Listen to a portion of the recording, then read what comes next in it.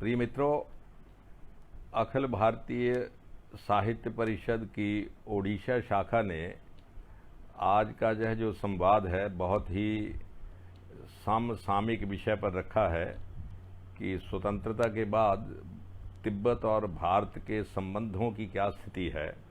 इस पर चर्चा करने के लिए यह संवाद रचना की गई है और ख़ासकर जब से चीन को लेकर भारत और तिब्बत की सीमा पर संघर्ष बढ़ा है और चीन ने भी और भारत ने भी अपनी सेनाएं वहां तैनात की हैं और पूरी तरह से एक प्रकार से कहना चाहिए तैयारी की है ताकि चीन कोई दुस्साहस पुनः ना कर सके। तो इस कॉन्टेक्स्ट में तिब्बत के संबंधों की चर्चा बहुत आवश्यक हो जाती है।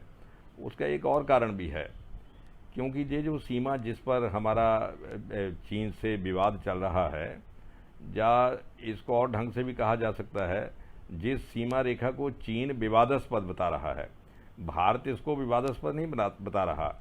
भारत ने तो वर्षा पहले ही लगभग 1950 में ही ये घोषणा कर दी थी कि तिब्बत और भारत के बीच 1914 में जो शिमला में संधि हुई थी दोनों देशों के बीच में, उसमें दोनों देशों ने आपस में निर्णय करके भारत और तिब्बत की हिमालय पर सीमा रेखा अंकित की थी और उसको मैकमोहन सीमा रेखा कहा जाता है। भारत अभी भी उसको मान्यता देता है और भारत का अभी भी वही स्टैंड है कि ये हमारी सीमा रेखा है। लेकिन ये सीमा रेखा अचानक भारत और चीन की सीमा रेखा कैसे बन गई, और विवाद भी भारत और चीन की सीमा रेखा बढ़ने के बाद ही शुरू हुआ। जब तक ये भारत और तिब्बत की सीमा थी तब तक इसको लेकर कोई विवाद नहीं था, लेकिन जैसे ही ये भारत और चीन की सीमा रेखा बनी तब इसको लेकर विवाद शुरू हो गया। जैसे मैंने शुरू में कहा, विवाद चीन ने शुरू किया, भारत की ओर से कोई विवाद नहीं है। भारत को अपनी स्थिति बड़ी स्पष्ट है कि मैकमोहन लाइन भारत की सीमा रेखा है। तो चीन की सीमा रेखा जे तब बनी जब चीन ने तिब्बत पर कब्जे कर लिया। तो तिब्बत पर चीन के कब्जे के कारण हमारा जो पूरा हिमालय में परिप्रेक्ष्य बदल गया और चीन हमारा, जिसको कहना चाहिए, जबरदस्ती का पड़ोसी बन गया और उसने इस सीमा रेखा को चुनौती देनी शुरू कर दी। इस पूरी पृष्ठभूमि में हमें इस बात को देखना होगा कि भारत और तिब्बत के स्वतंत्रता के बाद से क्या संबंध हैं और वे संबंध आज के इस जो कॉन्टेक्स्ट है उसमें कितने रेलेवेंट हैं। इसमें एक बात मैं स्टार्ट करने से पहले ही ऐड कर देना चाहूँगा कि चीन ने भारत तिब्बत सीमा को लेकर जो अपना दावा किया है, और उसने लद्दाख के बहुत से हिस्से पर दावा किया है कि ये हमारा है, और अरुणाचल प्रदेश के बहुत से हिस्से पर उसने दावा किया है कि ये चीन का हिस्सा है। तो तिब्बत सरकार का उसके बारे में क्या कहना है? तिब्बत सरकार से मेरा अभिप्राय, एक तो तिब्बत के लोग जो तिब्बत के भीतर रहकर संघर्ष कर रहे हैं, वहाँ तो चीन का आधिपत्य है और चीन की ही सरकार है, लेकिन जो तिब्बत की निर्वासित सरकार है, जिसको परम पावन दलाई लामा जी का केंद्रीय प्रशासन भी कहा जाता है, उसका इस पूरे विवाद में क्या स्टैंड है? तिब्बत की निर्वासित सरकार और दलाई लामा अनेक बार घोषणा कर चुके हैं कि ये जो मैकमोहन लाइन है ये भारत और तिब्बत की मान्य सीमा रेखा है, इसमें लेकर कोई विवाद नहीं है। इसलिए एक बात ध्यान में रखनी चाहिए कि आज भी जो चीन के साथ चीन ने हमारे साथ जो विवाद खड़ा किया है, उस विवाद में तिब्बत की निर्वासित सरकार, जो एक प्रकार से वैधानिक सरकार कहनी चाहिए, क्योंकि तिब्बत पर जब से चीन का कब्जा हो गया तो वहाँ तो तिब्बत की सरकार समाप्त हो गई। तो तिब्बत की ये जो सरकार है, निर्वासित सरकार ही फॉर ऑल प्रैक्टिकल पर्पजेज, इस सरकार को हम तिब्बत की वैधानिक सरकार भी कह सकते हैं। और दूसरा, तिब्बत के लोगों की दृष्टि में Dalai Lama is the chief spokesperson of Tibet. Dalai Lama Tibet की नेशनलिटी के प्रतीक भी हैं, दलाई लामा तिब्बत के राज्य के प्रतिनिधि भी हैं। देखिए, तिब्बत राष्ट्र और तिब्बत राज्य ये दो अलग अलग बातें हैं। तिब्बत राज्य को भी रिप्रेजेंट दलाई लामा करते हैं और तिब्बत राष्ट्र को भी दलाई लामा रिप्रेजेंट करते हैं। तो दलाई लामा इसके बारे में बहुत स्पष्ट कह चुके हैं, एक बार नहीं अनेक बार कह चुके हैं कि भारत और तिब्बत की सीमा को लेकर कोई विवाद नहीं है। रादर दलाई लामा ने तो इससे आगे जाकर भी कहा कि जिन दिनों चीन तिब्बत में नहीं आया था तो भारत और तिब्बत की सीमा की सुरक्षा के लिए, और बड़ी लंबी सीमा है भारत और तिब्बत की सीमा, जो आप समझिए ये लगभग 4000 वर्ग किलोमीटर के आसपास बैठती है हिमालय क्षेत्र में। तो परम पावन दलाई लामा कई बार ये कह चुके हैं कि इतनी लंबी सीमा के लिए, सीमा की रक्षा के लिए 8-10 पुलिस के सिपाही पर्याप्त होते थे, और आज जब तिब्बत को चीन ने रिप्लेस कर दिया है तो वहां अरबों करोड़ों रुपया इस सीमा की रक्षा के लिए खर्च होता है। ये मैंने स्थिति इसलिए स्पष्ट की क्योंकि विषय जो है तिब्बत और भारत के संबंधों का है। तो तिब्बत और भारत के संबंध अभी भी, जिसको परम पावन दलाई लामा कई बार इंगित कर चुके हैं कि इस सीमा को लेकर तिब्बत और भारत का कोई विवाद नहीं है। दूसरा, तिब्बत और भारत की स्थिति आपस में सांस्कृतिक संबंधों की क्या है, इसके बारे में भी परम पावन दलाई लामा बहुत स्पष्टीकरण दे चुके हैं, बहुत बार कह चुके हैं कि भारत गुरु है और तिब्बत उसका चेला है, तिब्बत उसका शिष्य है। सांस्कृतिक दृष्टि से तिब्बत जो है वो भारत का शिष्य कहना चाहिए, लेकिन मैं समझता हूँ ये गुरु शिष्य की जो परंपरा है ये सांस्कृतिक क्षेत्र में अभी भी सुदृढ़ बनी हुई है, क्योंकि तिब्बत पर चीन के कब्जे के बाद जो तिब्बत की मेन मोनेस्ट्रीज थी, जो विश्वविख्यात मोनेस्ट्रीज थी, लगभग उन मोनेस्ट्रीज को हिंदुस्तान में ट्रांसप्लांट किया गया है, उनको उसी प्रकार से जहां स्थापित किया गया है। और आज भी वो मोनेस्ट्रीज पूरे साउथ ईस्ट एशिया या सेंट्रल एशिया के जो बुद्धिस्ट हैं, जो भगवान बुद्ध में विश्वास करते हैं, जब बुद्ध के वचनों को आधार बनाकर अपनी जीवन रचना करते हैं, अपने जीवन का आचरण भगवान बुद्ध के उपदेशों के अनुसार करते हैं, वो सभी लोग पूरे सेंट्रल एशिया से इन मोनेस्ट्रीज में, इन विहारों में, महाविहारों में, जिनको हम बड़े विश्वविद्यालय भी कह सकते हैं, ये जो मोनेस्ट्रीज हैं जो तिब्बत की निर्वासित सरकार ने हिंदुस्तान में स्थापित की हैं, ये मोनेस्ट्रीज प्रैक्टिकली नालंदा और विक्रमशिला के जो विश्वविद्यालय थे उनकी तर्ज पर ही स्थापित की गई हैं। आज भी दुनिया भर के बुद्ध मत के उपासक वहां आकर शिक्षा ग्रहण करते हैं। तो इसलिए मैंने कहा कि सांस्कृतिक संबंधों के मामले में तिब्बत और भारत के संबंध बहुत सुदृढ़ हैं। और आज़ादी के बाद या आज़ादी से कुछ अर्सा पहले तिब्बत को लेकर भारत की आधिकारिक स्थिति क्या थी? पंडित जवाहरलाल नेहरू ने 1947 से पहले, 1947 यानी 15 अगस्त 1947 से पहले, कुछ महीने पहले दिल्ली में एक बहुत बड़ी कॉन्फ्रेंस आयोजित की थी। नेहरू को लगता था कि हिंदुस्तान से अब अंग्रेज जा ही रहे हैं, तो हम यूरोप की डिक्टेटरशिप से मुक्त हो रहे हैं, तो नई स्थितियों में हमें एशिया के सभी देशों को इकट्ठा करके, क्योंकि एशिया का अपना एक अलग वजूद है, एशिया की अपनी एक अलग संस्कृति है, एशिया के अपने जीवन मूल्य हैं, और आज विश्व भर में मोटे तौर पर यह स्वीकार किया जाता है कि जो एशिया की संस्कृति है वह मानव संस्कृति कही जा सकती है। ये ठीक है कि एशिया की संस्कृति में बाद में कुछ ऐसे तत्वों ने भी प्रवेश किया जिसको हम सामी तत्व कह सकते हैं, जिसमें संवाद की संभावना बहुत कम है, क्योंकि एशिया की संस्कृति का मूल चरित्र संवाद रचना है।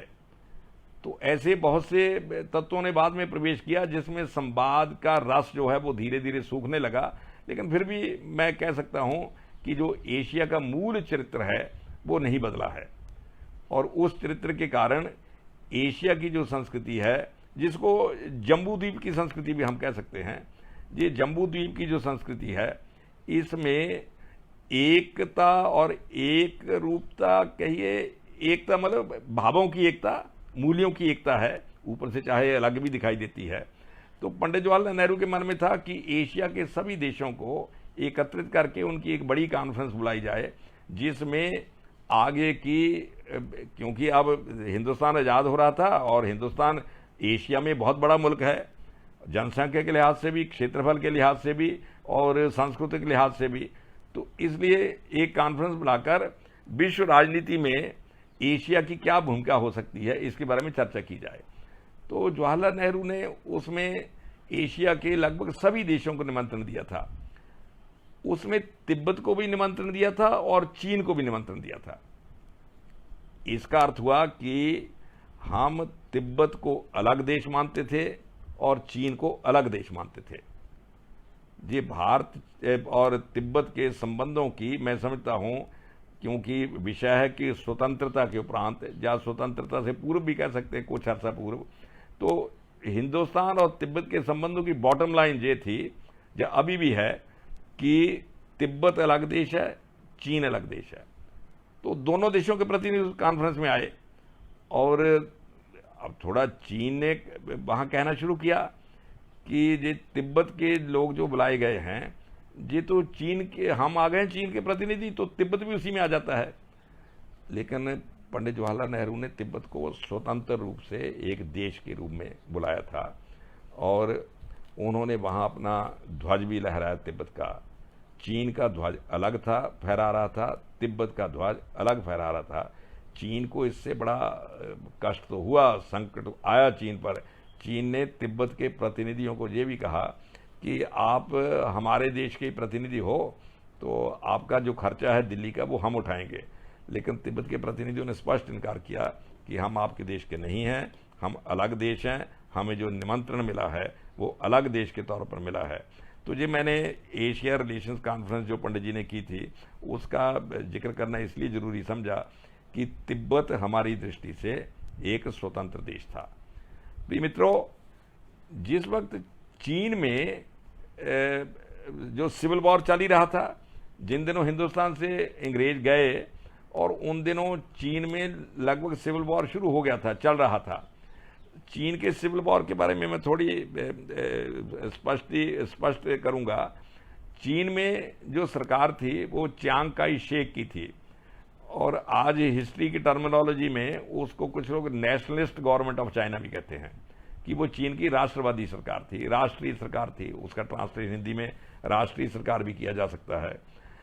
तो उस सरकार के खिलाफ कम्युनिस्टों ने माओ के नेतृत्व में सिविल वॉर स्टार्ट की हुई थी। एक प्रकार से कहना चाहिए कि कम्युनिस्ट पार्टी ने उस संवैधानिक सरकार के प्रति गुरिल्ला युद्ध छिड़ा हुआ था। तो चियांग काई शेक की सरकार ने उसका अच्छा मुकाबला किया, लेकिन इस पूरी सिविल वॉर में धीरे धीरे चियांग काई शेक की सरकार की स्थिति कमजोर होने लगी और एक एक प्रांत पर माओ की कम्युनिस्ट पार्टी का कब्जा होने लगा और धीरे धीरे चियांग काई शेक की जो सरकार थी वो केवल एक प्रांत में, जिसको आजकल ताइवान कहा जाता है, उसमें सिमट कर रह गई। वहां माओ की सरकार कब्जा नहीं कर सकी, बाकी माओ की कम्युनिस्ट पार्टी ने सारे देश पर कब्जा कर लिया। तो अब ताइवान में जो सरकार थी वो नेशनलिस्ट सरकार, उसको हिस्ट्री वाले उसको नेशनलिस्ट गवर्नमेंट ऑफ चाइना कहते हैं और चीन का नाम भी रिपब्लिक ऑफ चाइना, ऑफिशियल नाम जो रिपब्लिक ऑफ चाइना था। तो माओ की कम्युनिस्ट पार्टी ने अपने आप को उस रिपब्लिक ऑफ चाइना से अलग शो करने के लिए या ये सिद्ध करने के लिए कि अब हमारा अस्तित्व अलग है, उन्होंने जो चीन उसके कब्जे में आ गया था। अब चीन के प्रैक्टिकली दो हिस्से हो गए थे, ताइवान नेशनलिस्ट गवर्नमेंट के कब्जे में रह गया और बाकी का चीन जो था वो कम्युनिस्ट पार्टी के कब्जे में आ गया। तो कम्युनिस्ट पार्टी ने अपने हिस्से वाले चीन का नाम बदलकर पीपल्स रिपब्लिक ऑफ चाइना कर दिया। उसका हिंदी में चीनी जन गणतंत्र या चीनी लोक गणतंत्र इस प्रकार से किया जा सकता है।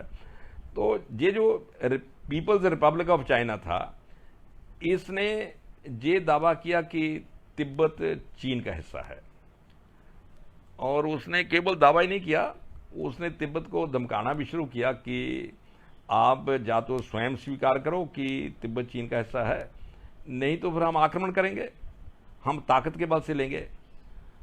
और देखिए, चीन जो इतने लंबे संघर्ष के बाद, सिविल वॉर के बाद, चीन के जिस हिस्से पर कम्युनिस्ट पार्टी का कब्जा हुआ था, बहुत से लोगों को लगता था कि चीन अब जो कम्युनिस्ट पार्टी है वो अपने हिस्से वाले चीन में अपनी पावर को भी कंसोलिडेट करेगी और अपने लोगों के जीवन के सामान्य स्तर को उठाने का प्रयास भी करेगी। और जैसे कम्युनिस्ट पार्टी प्रायः दुनिया भर में कहती है कि हम शोषण मुक्ति के लिए प्रयास करेंगे, हम जो एक प्रकार से असमानता है, आर्थिक असमानता खास करके, उसको दूर करने का प्रयास करेंगे। और अब लगता था कि माओ उस काम में लगेंगे और चीन को समृद्धि के रास्ते पर लेकर जाएंगे।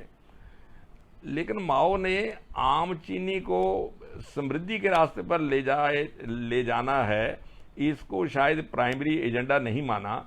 माओ प्रैक्टिकली उसी पुरानी चीनी मानसिकता से ग्रस्त हो गए। पुरानी चीनी मानसिकता क्या जाने, बहुत से लोग पूछते हैं कि पुरानी चीनी मानसिकता क्या है। देखिए, चीन के बारे में एक दुनिया भर में स्वीकृति है, जाने उस पर कोई विवाद नहीं है, सहमति है कि चीन की खोपड़ी में एक भाव शताब्दियों से समाया हुआ है। वो भाव है मिडिल किंगडम सिंड्रोम का। चीनियों का जब मैं बात करता हूं तो हान लोग हैं, देखिए जो चीनी हैं उनको अपने देश में हान कहते हैं। जो हान समुदाय के लोग हैं उनको ये वहम है कि हम इस दुनिया के मिडल में हैं, इसलिए उसको मिडिल किंगडम कहते हैं। जो हान साम्राज्य है वो मिडिल किंगडम है, और पूरी दुनिया पर नियंत्रण करना, पूरी दुनिया को लीड करना, ये हमारा दायित्व है। तो इसलिए सोचा तो ये गया था कि जो माओ कम्युनिस्ट पार्टी का नेतृत्व करते हुए जो स्ट्रगल कर रहे हैं, वो चीन को इन गली सड़ी रूढ़ियों से मुक्त करेंगे, चीन के साम्राज्यवादी करैक्टर को समाप्त करेंगे, चीन के भीतर जो मिडिल किंगडम सिंड्रोम का साम्राज्यवादी चेतना का कीड़ा है उसको समाप्त करेंगे, और चीन को विकास के रास्ते पर लेकर जाएंगे। और विकास का रास्ता मतलब ये नहीं मैं कहता विकास का रास्ता की फिजिकल ताकत, विकास का रास्ता मतलब चीनी जो बहुत ही गरीब थे और चीन में बहुत ही भुखमरी और गरीबी की स्थिति थी, उसको इम्प्रूव करने की कोशिश करेंगे। लेकिन माओ ने तो फिर ऐसा लगा कि कम्युनिस्ट या कम्युनिज्म का तो उन्होंने आवरण ओढ़ा हुआ है, उनके पीछे जो असली माओ छिपा बैठा है वो उसी चीनी साम्राज्यवादी चेतना का प्रतीक है। माओ ने सबसे पहले तिब्बत पर अपना अधिकार है, चीन का अधिकार तिब्बत पर है, इसकी घोषणा की। और उसके लिए एक और इंसिडेंट बीच में मैं कोट करना चाहूँगा। जिस वक्त माओ अपनी सिविल वॉर को लेकर चले हुए थे तो उसको लॉन्ग मार्च भी कहा जाता है कि माओ एक प्रांत से दूसरे प्रांत में अपने साथियों को लेकर कहीं भिड़ते हुए, कहीं बचते बचाते हुए सरकार से लॉन्ग मार्च पर निकले थे। तो वो लॉन्ग मार्च करते हुए एक चीन के प्रांत से दूसरे प्रांत तक जाने के लिए बीच में से तिब्बत में से भी गुजरे। तिब्बत के लोगों ने जब सैनिकों की ये दयनीय स्थिति देखी तो उन्होंने उनका आप भक्त किया, अतिथि सत्कार किया, उनको भोजन दिया, खाने के लिए पानी दिया, और जितना संभव था उसकी सहायता की। तो माओ ने अपने साथियों को कहा कि इस पूरी सिविल वॉर में, इस पूरी लड़ाई में किसी दूसरे देश का एहसान हम पर नहीं है, हम अपने बलबूते पर लड़े हैं, लेकिन एक दूसरे देश का एहसान हम पर चढ़ गया है, तिब्बत का। तिब्बत के लोगों ने संकट काल में हमारी सहायता की। जब हम भागे हुए फिर रहे थे तो तिब्बत के लोगों ने हमें भोजन दिया, हमारे रक्षा की और हमें आगे का रास्ता बताया और पानी दिया, भोजन दिया, हॉस्पिटलिटी की हमारी। तो उन्होंने कहा ये जो तिब्बत का एहसान है ये मेरे मन में बस गया है, आई विल रीपेट, मैं कभी न कभी इसको उतारूंगा। तो भाई जैसे ही माओ कामयाब हुए, उनका सिविल वॉर कामयाब हुआ, तो उन्होंने तिब्बत का ये एहसान कैसे रीपे किया। जैसे मैंने कहा ना कि वो कम्युनिज्म तो मुखौटा था और उनके पीछे तो वही साम्राज्यवादी माओ बैठे थे। तो उन्होंने ये घोषणा की कि तिब्बत जो है वो चीन का हिस्सा है। और आदर उन्होंने एक और बात कही कि तिब्बत पर भी साम्राज्यवादियों का कब्जा है और तिब्बती जो लोग हैं वो मातृभूमि से मिलने के लिए छटपटा रहे हैं, और ये जो साम्राज्यवादी ताकतें हैं या जो मजहबी ताकतें हैं ये उस के बीच में दीवार बनकर खड़ी हैं। तो इसलिए उन्होंने कहा कि तिब्बत के लोग अब विद्रोह करेंगे और इन साम्राज्यवादी ताकतों को उखाड़ फेंकेंगे। तो तब लोग बड़े आश्चर्यचकित हुए कि भाई कम से कम तिब्बत में किसी साम्राज्यवादी देश का अधिकार तो कभी नहीं रहा। यदि बीच में बात हिस्ट्री की जाए तो ये ठीक है, कभी चीन तिब्बत के कुछ हिस्सों पर कब्जा कर लेता था, कभी तिब्बत चीन के कुछ हिस्सों पर कब्जा कर लेता था, दोनों का आपस में लड़ाई झगड़ा चलता रहता था। कभी चीन ऊपर है तिब्बत नीचे है, कभी तिब्बत ऊपर है चीन नीचे है, तो वो दोनों का बराबर ही होता था। रादर शायद तिब्बत वाले ज़्यादा ऊपर आते थे, इसलिए उन्हीं से डरकर चीन ने अपनी सीमा पर दीवार खड़ी कर ली थी, जिसको आजकल चीन की दीवार कहा जाता है। ये चीन की दीवार जो चीनी राजाओं ने बनाई थी, इसीलिए बनाई थी कि ये जो तिब्बत वाले लोग हैं, ये मंचू जो हैं मंचूरिया के, ये मंगोलिया के मंगोल हैं, ये तुर्कस्तान के उइगर हैं, ये कम वक्त आकर चीन पर हमला करते हैं, लूटपाट करते हैं, मारते हैं, पीटते हैं, लोगों को ले जाते हैं, कत्ल करते हैं और चीनियों को डराते हैं। तो इसलिए इनसे कैसे रक्षा की जाए, तो एक बड़ी दीवार खड़ी कर दी जाए, बस वो दीवार रक्षा करेगी। लेकिन भाई दीवार तो बना ली, पर चीन की साम्राज्यवादी चेतना तो समाप्त नहीं हुई, और उसका माओ ने दिग्दर्शन किया जब 1949-50 में उन्होंने घोषणा की कि तिब्बत चीन का हिस्सा है। अब देखिए, उस संकट काल में तिब्बत ने भारत की ओर देखा, क्योंकि जैसा परम पावन दलाई लामा अभी भी कहते हैं कि भारत गुरु है, तिब्बत में जो सांस्कृतिक चेतना विद्यमान है और जो भारत में सांस्कृतिक चेतना विद्यमान है, उन दोनों में कहीं ना कहीं एक रूपता है। भारत में भी भगवान बुद्ध के वचनों का प्रचार प्रसार है, भारत भी तथागत भगवान बुद्ध का अनुसरण करते हुए जैसा उन्होंने कहा है उसके अनुसार जीवन यापन करने का भारतीय प्रयास करते हैं और बहुत हद तक उसमें सफल हुए हैं। तिब्बत के लोग भी वैसे ही करते हैं, तिब्बत के लोग भी भगवान बुद्ध को अपना आदर्श मानकर उनका जीवन, उनके आचरण को ध्यान में रखकर अपना जीवन यापन वैसा करते हैं। और जिन देवी देवताओं की पूजा हिंदुस्तान में होती है, उन्हीं देवी देवताओं की पूजा तिब्बत में होती है। जहाँ दुर्गा की पूजा होती है तो वहाँ भी तारा की पूजा होती है, दुर्गा के अनेक रूपों में से एक तारा का रूप भी है। तो वहाँ जहाँ शिव की पूजा होती है वहाँ भी वांगचुक की पूजा होती है, नाम का अंतर है। तो लगभग मोटे तौर पर दोनों देशों में एक ही सांस्कृतिक रसधारा अनुप्राणित हो रही है। और तिब्बत में तो बौद्ध विहारों के जो गार्जियन डिटी हैं, जो बौद्ध विहारों की रक्षा करते हैं, वो वहाँ के लोकल डिटी हैं, तारा है, वांगचुक है, इस प्रकार के। उनको गुरु रिम्पोछे पद्मसंभव ने अपनी बड़ी साधना से ये जो लोकल डिटी हैं, ये भगवान बुद्ध के विहारों की रक्षा करेंगे। तो ऐसा असिमिलेशन तो दुनिया में और कहीं नहीं हुआ। इसलिए भारत और तिब्बत के संबंधों की जहाँ तक बात है, वो संबंध प्रैक्टिकली कहना चाहिए कि एक शरीर और एक आत्मा दो शरीर। लेकिन इसका मतलब ये नहीं कि उनमें आपस में लड़ाई झगड़ा नहीं होता था। बहुत बार तिब्बत और हिंदुस्तान का लड़ाई झगड़ा भी हुआ, लेकिन वो लड़ाई झगड़ा उसी प्रकार जैसे दो भाइयों आपस में होता है। जैसे लद्दाख है, अनेक बार लद्दाख के लोग तिब्बत पर आक्रमण करते थे, तिब्बत के लोग लद्दाख पर आक्रमण करते थे, कई बार तिब्बत के लोग अंदर घुस जाते थे, कई बार लद्दाख के लोग अंदर घुस जाते थे। ऐसी झड़प ये हिस्ट्री में सब जगह मिलेगा, पुराने इतिहास में सब जगह आसपास इस प्रकार की छोटी मोटी लड़ाइयाँ होती रहती थी। लेकिन प्रिय मित्रों, तिब्बत और हिंदुस्तान के जो संबंध हैं, सांस्कृतिक संबंध हैं, वो इतने घनिष्ठ और इतने पुराने हैं कि जब चीन का, एक प्रकार से कहना चाहिए दैत्य चीन का आया, तो तिब्बत के लोगों ने हिंदुस्तान की ओर देखा।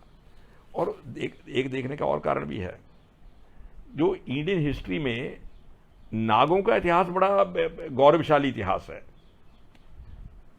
जैसे एक प्रकार से कहना चाहिए राजपूतों का इतिहास गौरवशाली इतिहास है और अनेक समुदायों का इस प्रकार का गौरवशाली इतिहास है, इसी प्रकार नागवंश के राजाओं का इतिहास भी बड़ा गौरवशाली है।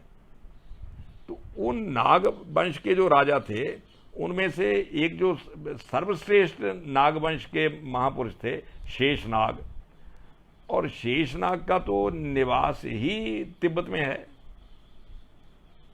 तो इसलिए उन दिनों इस प्रकार की, जो कहना चाहिए, इस प्रकार की सीमाएं शायद नहीं थी। जैसे मैंने शुरू में कहा था कि पूरा एशिया जम्बू द्वीप के नाम से जाना जाता था। जम्बू द्वीप एक ही संस्कृति से अनुप्राणित था, लोगों का आपस में आना जाना था। तो इसलिए शेषनाग जो नागों में सबसे बड़े महापुरुष हुए, जो सबसे बड़े योद्धा हुए, नागों के जो महापुरुष हैं उनमें से कुछ नाम तो बहुत ही विश्वविख्यात हैं। वासुकी नाग थे, तक्षक नाग थे और इसी प्रकार शेषनाग थे। तो शेषनाग का जो निवास स्थान है वो तिब्बत है। और भाई नाग जिसके गले में शोभा पाते हैं, शिव के और नागों के संबंध बड़े मधुर थे, तो शिव का निवास स्थान भी तिब्बत है। तो इसलिए तिब्बत और भारत का जो कहना चाहिए कि दो शरीर और एक आत्मा थे, इसलिए तिब्बत ने संकट काल में भारत की ओर देखा। और भारत ने, देखिए, भारत तो खुद पिछले 1000 सालों की गुलामी से मुक्त हुआ था, क्योंकि भारत में यवनों के आक्रमणों के बाद, सिकंदर के आक्रमणों के बाद, कुषाणों के आक्रमणों के बाद, जो यही, क्योंकि पूरे ये सब लोग जम्बूद्वीप के रहने वाले थे, असिमिलेट हो गए एक दूसरे से। लेकिन जब से एशिया के एक हिस्से में सामी मतों का उद्भव हुआ, जिसमें संवाद रचना नहीं होती थी, और सामी मतों के जो अनुयायी बने, उन्होंने अपने मत को डंडे के जोर से फैलाना शुरू किया, तो वो जो सामी इस प्रकार के मत थे, उनका प्रभाव बढ़ा। तो आप ये मानिए कि तिब्बत तो उससे बच गया, लेकिन बाकी बहुत से हिस्से उससे ग्रस्त हो गए। तो तिब्बत का हिंदुस्तान के साथ इस प्रकार का संबंध, और अब तिब्बत पर चीन का संकट, और तिब्बतियों का भारतीयों के प्रति विश्वास कितना था, उनको लगता था जी हमारी मदद करेंगे। क्योंकि हिंदुस्तान तो खुद 1000 साल, जैसे मैंने कहा ना कि हिंदुस्तान तो 1000 साल की गुलामी से मुक्त हुआ है। गुलाम का दंश क्या होता है, गुलामी का दंश क्या होता है, पूरी संस्कृति खतरे में पड़ जाती है, भाषा खतरे में पड़ जाती है, अस्तित्व खतरे में पड़ जाता है, पहचान खतरे में पड़ जाती है, और राष्ट्र की मृत्यु हो जाती है। और भारत 1000 साल तक इन विदेशी आक्रमणकारियों के साथ, और ऐसे आक्रमणकारी जो संवाद का रास्ता छोड़कर अब तलवार का रास्ता पकड़कर आगे बढ़ रहे थे, उनके साथ भारत की टक्कर हुई। और ये संवाद का रास्ता छोड़कर तलवार का रास्ता पकड़ने वाले सेंट्रल एशिया के बहुत से लोग तो वो थे जो इस रास्ते पर जाने से पहले भगवान बुद्ध के रास्ते पर चल रहे थे, जो इस रास्ते पर जाने से पहले बुद्धम शरणम गच्छामि की बात कर रहे थे, संघम शरणम गच्छामि की बात कर रहे थे, धम्मम शरणम गच्छामि की बात कर रहे थे। धर्म के रास्ते पर चलना है, संघ के रास्ते पर चलना है, बुद्ध के रास्ते पर चलना है। बुद्ध का रास्ता जाने क्या? बुद्ध का रास्ता कि संवाद रचना से रास्ता निकालना है, भय से, तलवार से, ताकत से, खास करके पशु बल से। जब मैं ताकत की बात करता हूं, ज्ञान बल भी तो एक प्रकार की ताकत है, लेकिन वो ज्ञान का रास्ता है, संवाद का रास्ता है। पशु बल जो है वो संवाद का रास्ता नहीं है। तो सेंट्रल एशिया के बहुत से लोग जो पहले बुद्ध के रास्ते पर चल रहे थे, वे इस नई आंधी से त्रस्त होकर बुद्ध का रास्ते पर चलना उनके लिए फिर संभव ही नहीं रहा। वो नई आंधी से त्रस्त होकर इस रास्ते पर चल पड़े जो तलवार का रास्ता था, और उस रास्ते पर आकर उन्होंने लगभग 1000 साल तक हिंदुस्तान को त्रस्त किया। प्रिय मित्रों, लेकिन हिंदुस्तान लड़ा और अपनी संस्कृति की रक्षा की। अब तिब्बत को लगता था कि ऐसा हिंदुस्तान जो गुलामी के दंश को सह भी चुका है और उस दंश के प्रभाव से भी बचा है, तो ऐसा हिंदुस्तान हमारी मदद करेगा। इतनी गहरी आस्था तिब्बत के लोगों की हिंदुस्तान में थी कि एक छोटा सा मैं उदाहरण दूंगा, क्योंकि आपने कहा भारत तिब्बत के संबंध कैसे थे। ये मनों के संबंध थे, ये भीतर के संबंध थे। बाहर के संबंधों की मैं बात नहीं करता, भीतर के संबंध थे। और कितने ताकतवर सशक्त थे, इसका मैं एक छोटा सा उदाहरण देना चाहूंगा।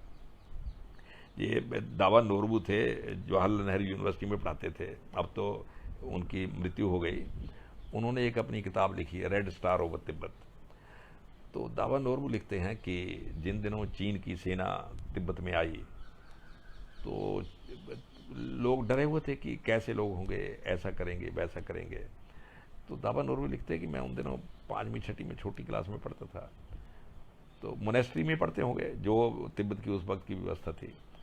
तो कहते मैं छुट्टियों में, जहाँ समय जो मिला होगा, अपने किसी रिश्तेदार के घर गया गांव में, रिमोट एरिया में, तिब्बत वैसे भी रिमोट ही है, तो उस वक्त जबकि दावा नोरबू बात कर रहे हैं तब तो बिल्कुल ही रिमोट ही होगा।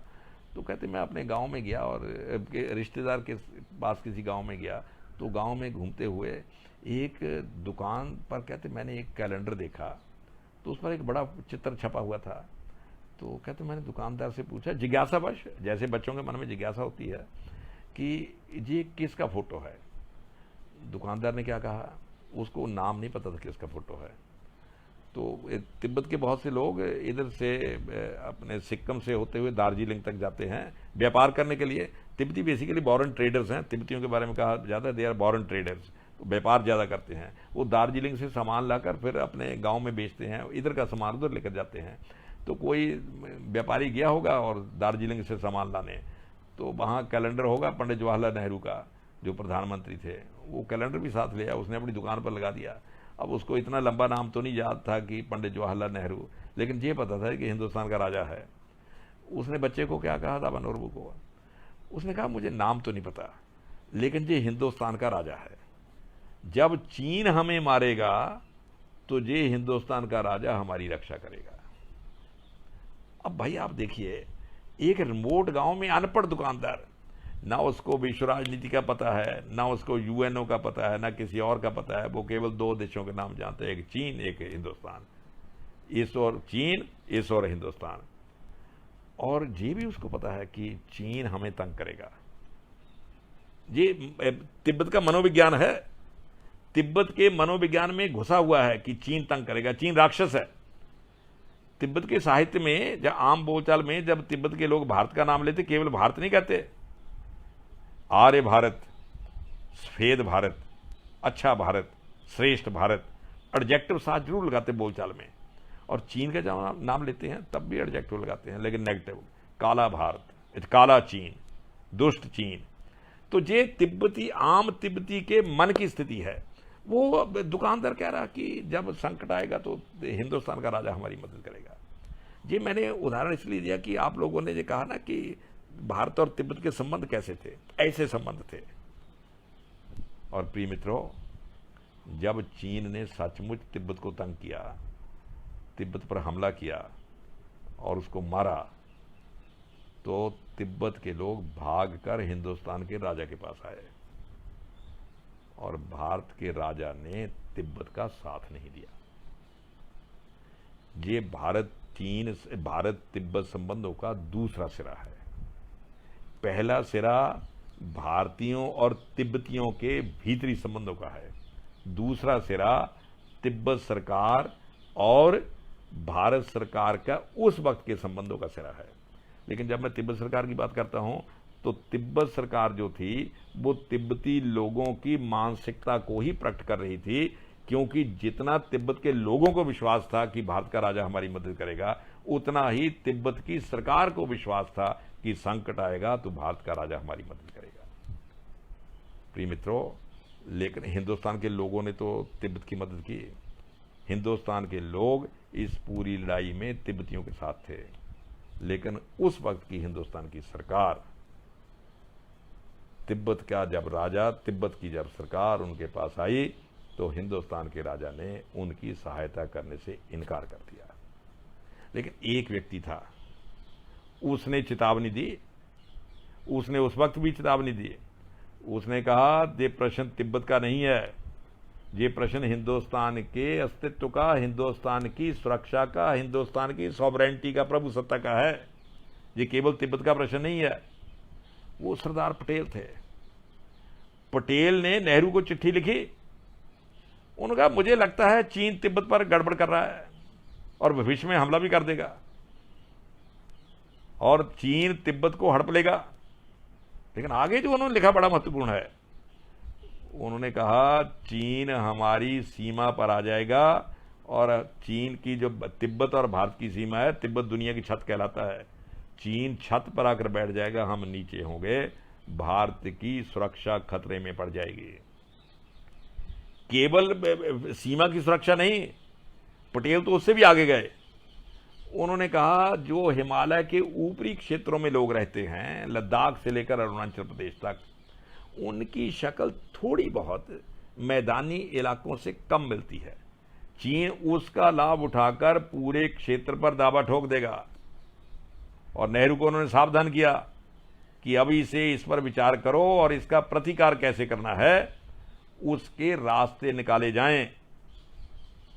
और प्रिय मित्रों, नेहरू ने जो रास्ता निकाला आपके सामने ही है। जितने जोर से पटेल ने कहा था कि अभी से चौकन्ने हो जाओ और चीन का प्रतिकार करने का रास्ता निकालो, नेहरू जी चौकन्ने हो गए। उन्होंने हिंदी चीनी भाई भाई का राग अलापना शुरू कर दिया। चीन की मानसिकता को पटेल समझ गए थे, चीन की मानसिकता को ब्रिटिश गवर्नमेंट समझ गई थी, चीन की मानसिकता को मंचूरियन समझ गए थे, चीन की मानसिकता को सेंट्रल एशिया के लोग समझ गए थे, वियतनाम के लोग समझ गए थे, कंबोडिया के लोग समझ गए थे, आसपास के म्यांमार के लोग समझ गए थे। सब लोग चीन की मानसिकता को जानते थे, लेकिन हिंदुस्तान का बादशाह चीन की मानसिकता को जानकर भी शायद अनजान बन रहा था। मैं ये मानने को तैयार नहीं कि पंडित जवाहरलाल नेहरू चीन की मानसिकता समझते ना होंगे। जिस व्यक्ति ने glimpse of world history, discovery of India इतनी किताबें लिखी हों और ग्लिम्स ऑफ वर्ल्ड हिस्ट्री का इतना गहराई से हिस्ट्री का अध्ययन किया हो, वो चीन की साम्राज्यवादी चेतना को नहीं पकड़ पाया, ऐसा कौन मान सकता है? जिस चेतना को पटेल पकड़ लिए और जिस चेतना को लद्दाख के कुशोक बकुला रिम्पोछे ने पकड़ लिया भाई, जिसको आधुनिक लद्दाख का निर्माता कहा जाता है, कुशोक बकुला रिम्पोछे, वो तिब्बत में गए थे पढ़ने के लिए भी, और इधर किन्नौर से और लद्दाख से बहुत से लोग लहासा की यूनिवर्सिटियों में पढ़ने के लिए जाते थे। और उन्होंने आकर गवर्नमेंट को कहा कि चीन के इरादे ठीक नहीं लगते, ये तिब्बत को गड़बड़ कर देंगे और हमें अभी से सावधान रहना चाहिए। लेकिन हम सावधान नहीं रहे। प्रिय मित्रों, मैं समझता हूं ये भारत और तिब्बत के संबंधों की भयानक त्रासदी थी। लोग, भारत और तिब्बत के लोग आपस में जुड़े हुए थे, भारत के लोग तिब्बत के साथ थे, लेकिन भारत की सरकार तिब्बत के साथ नहीं थी। रादर पंडित जवाहरलाल नेहरू तो जब ये 1954 में या 56 में, सन मुझे अभी ध्यान में नहीं है, शायद इसकी 54-5 और 56 के जब 54 ही होगा, उसमें भारत सरकार ने बहुत बड़ा एक कार्यक्रम किया था। इनको बुलाया था, अपने भगवान बुद्ध की 2500वीं जयंती मनाई थी, तो देश भर में बहुत बड़े लेवल पर मनाई गई थी। तो उसमें दलाई लामा को भी इन्वाइट किया। दलाई लामा की उम्र तो उस वक्त छोटी थी और चीन ने कब्जा कर लिया था तिब्बत पर लगभग, तो दलाई लामा को पंडित जवाहरलाल नेहरू ने इन्वाइट किया। अब चीन, क्योंकि हिंदी चीनी नारा, भाई भाई का नारा थोड़ा जरूर से ज़्यादा ही लग रहा था, तो चीन इनकार तो नहीं कर सकता था। पहले तो उन्होंने कोशिश की कि दलाई लामा ना जा सकें, पर दलाई लामा इन्विटेशन स्वीकार कर चुके थे, वो आए। तो पंडित जी भी मिले दलाई लामा को।